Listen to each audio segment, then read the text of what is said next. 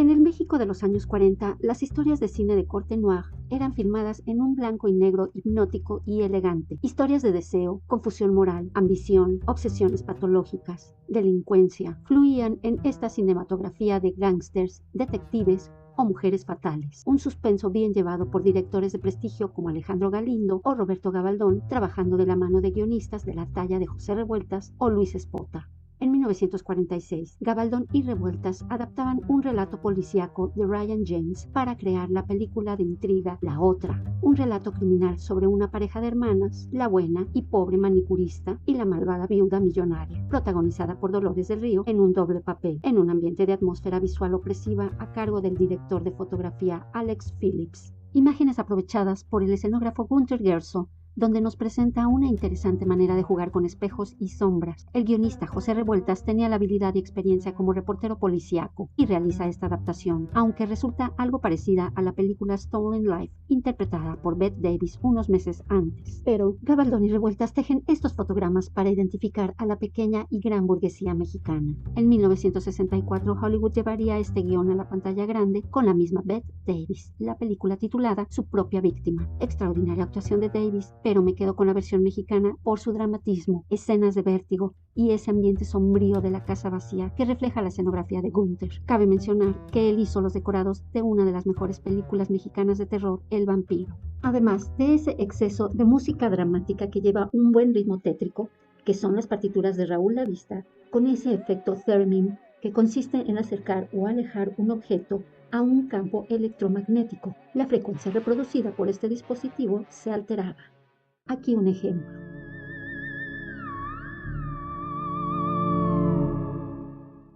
Dolores era la actriz mediática de la época, era la protagonista ideal. ¿De qué trata este thriller? Vamos a verlo. El encuentro de las hermanas. La película abre con la escena del velorio del esposo millonario de Magdalena Montes de Oca. La vemos cubierta totalmente con el velo y ropa de luto, como lo dictaban las costumbres de la época, y rodeada de la frívola sociedad de los ricos, cuchicheando y preguntándose quién es la mujer que aparece llegando tarde al entierro. Entre ellos se preguntan, ¿quién es esa? La otra hermana, responden.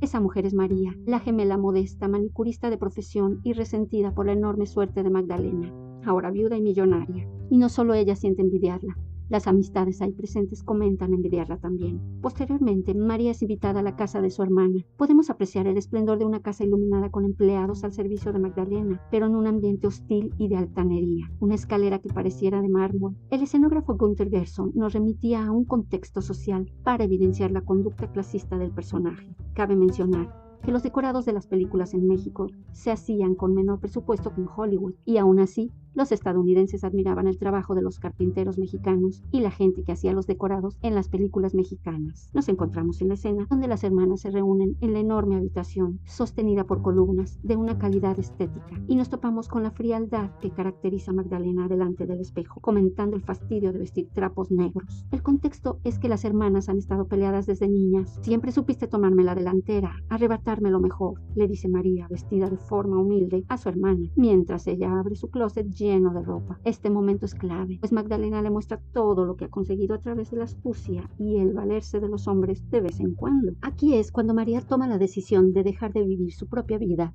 y dejar de lado todo lo bueno que no valoraba y que precisamente Magdalena no tenía en la suya, como el amor sincero de Roberto, su novio. María, bajando la escalera, escucha a los empleados de servicio comentar que su patrona heredará 5 millones de pesos, lo que la para en seco y la deja pensando. Ya en la parada del camión, bajo la lluvia, ella se percibe en una atmósfera sombría y que intensifica la desesperanza. A menudo va teniendo señales en su camino del premio de lotería para el gran sorteo del 24 de diciembre, justamente de 5 millones de pesos. Trabaja en una estética llamada Wall Street, donde es explotada y acosada por los caballeros, reflejo de una sociedad que solo le dejaba una esperanza, ganar la lotería. Al salir de su trabajo, todas las noches aparece en escena su novio, el amoroso detective Roberto, interpretado por el argentino Agustín Irusta. Sin valorar ese amor, ella se encuentra aburrida, siempre creyendo estar a la sombra de su hermana, despojada de afectos y posesiones. Vive en la azotea de una oscura vecindad, donde por la noche sostiene pláticas con Roberto, escena que refleja el expresionismo alemán, escenas sombrías que representan el mundo interior del personaje mediante luces y sombras. María tiene el cielo, pero no logra verlo en ese mundo sombrío. Cuenta con el amor de un gran hombre, que le incita a ver la vida con amor, anhelo y fe, motivándola a salir de la pobreza. Pero ella se encuentra presa del odio, la envidia y la desesperanza. Llega el 24 de diciembre, harta por el acoso a que se ve sometida en la estética, decide renunciar y con su liquidación le compra un regalo a Roberto, un encendedor. Gabaldón nos presenta escenas filmadas en el exterior, donde las calles se encuentran repletas de gente por la época navideña. Vemos luces, almacenes con grandes aparadores, escenas que nos remiten a esos paseos nostálgicos por la Ciudad de México. Un Roberto feliz se reúne con su amada para intercambiar regalos, pero María no siente esa dicha, al contrario, se siente muy obligada a disfrutar la Nochebuena en un café, fastidiada por la pobreza. Finalmente ella termina la relación con Roberto. Es ese estigma social entre la pobreza y riqueza que solía jugarse mucho en el cine mexicano de esos años. Aquí se juega con las joyas, el vestuario, el auto, la casa lujosa de las lomas de Chapultepec, la cuenta en el banco y una hermana supuestamente felizmente casada, rodeada de sirvientes. Así que decide eliminar a su hermana Magdalena y suplantarla. Arregla la escena para que todo parezca que ella atenta contra su vida. Llega el momento. Magdalena acude a la vecindad por el llamado de María. Estaciona su lujoso auto en la entrada. Es 24 de diciembre y la posada se lleva a cabo con todos los vecinos. Las sombras aparecen como elemento narrativo y de suspenso, adquiriendo el protagonismo en esta escena.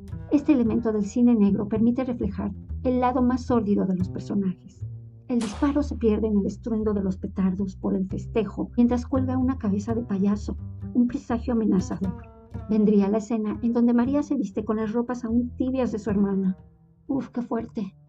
Convertida en Magdalena, sale de esta horrenda vecindad y se sube al auto para dirigirse a su nueva vida, en donde se encontrará con terribles sorpresas. Cuando regresa a la casa de su víctima, los dolientes rezan por el alma de su cuñado. La cámara hace un acercamiento a María y le sugiere al espectador esa presión de las miradas puestas en esta mujer, sintiéndose tan desprotegida. Y luego se vuelve casi loca en la casa vacía, donde aparecen sombras y luces. Dentro de su habitación vemos un plano sublime de un espejo reflejando 3 imágenes de ella. Al día siguiente, lo primero a lo que se enfrentará es a declarar por la muerte de su hermana, donde se encuentra con Roberto. Y ahí, delante de ella, él asegura que se resiste a creer lo que pasó con María, pero que efectivamente se encontraba deprimida, mencionando que es la única mujer que ha querido en su vida. Vendría el segundo encontronazo, cuando tiene que identificar el cuerpo de su hermana en la fría morgue donde se desmaya. Roberto la invita a tomar un café.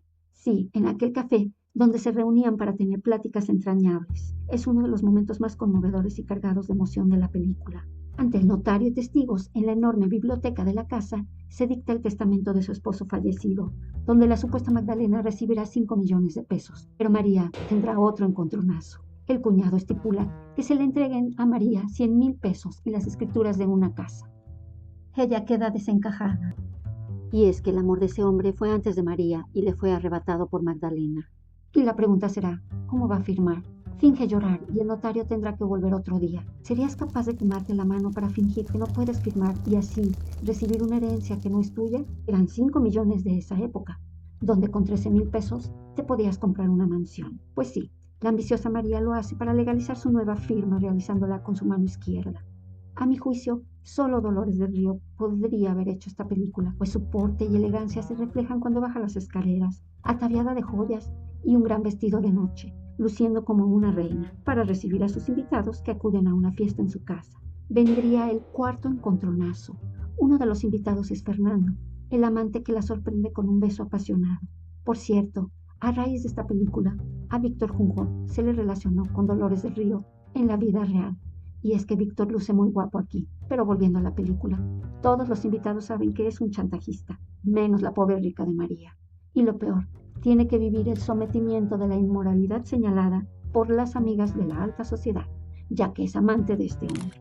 El cine negro evoca la elegancia en el vestir con esos fascinantes abrigos de pieles largos y sombreros, y en este caso la sedosa bata de Fernando, descorchando una botella de champán, sugiriendo que será un encuentro muy apasionado y listo para reclamarle el botín por la desaparición de su esposo, que finalmente fue ideada por ambos. Quinto encontronazo. Chantajeándola, le quita también un cuadro del Greco con valor de 250,000 pesos, que no es de su posesión, ya que es para la Fundación de Arte, propiedad de la Nación.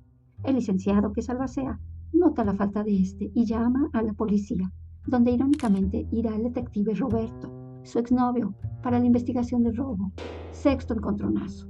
Pero María no sabe que Magdalena es investigada por las extrañas circunstancias en que murió el esposo. Situación que se volverá la pesadilla para ella, pues esto la pone entre la espada y la pared, ya que ella tendrá que demostrar su inocencia. Otro encontronazo.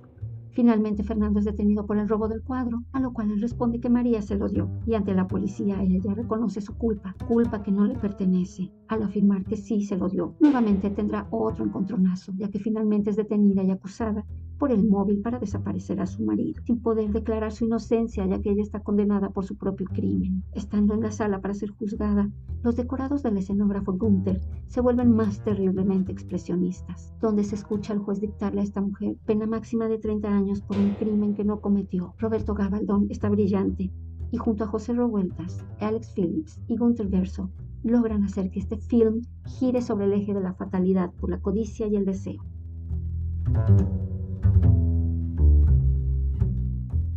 La película recibió en 1947 el Ariel de Plata por Mejor Adaptación. Estuvo nominada en las categorías de Mejor Dirección, siendo el premio para Emilio Lindo Fernández por Enamorada. Mejor Actriz, María Félix por Enamorada. Mejor Fotografía, otorgado a Gabriel Figueroa por la misma película. Mejor Actor de Reparto, aquí el premio fue para Fernando Soto Pantequilla por Campeón sin Corona. Y Mejor Música de Fondo, donde el premio sería para Manuel Esperón, en la película Canta Claro. La otra, una gran obra del cine policial mexicano. ¿Qué opinas?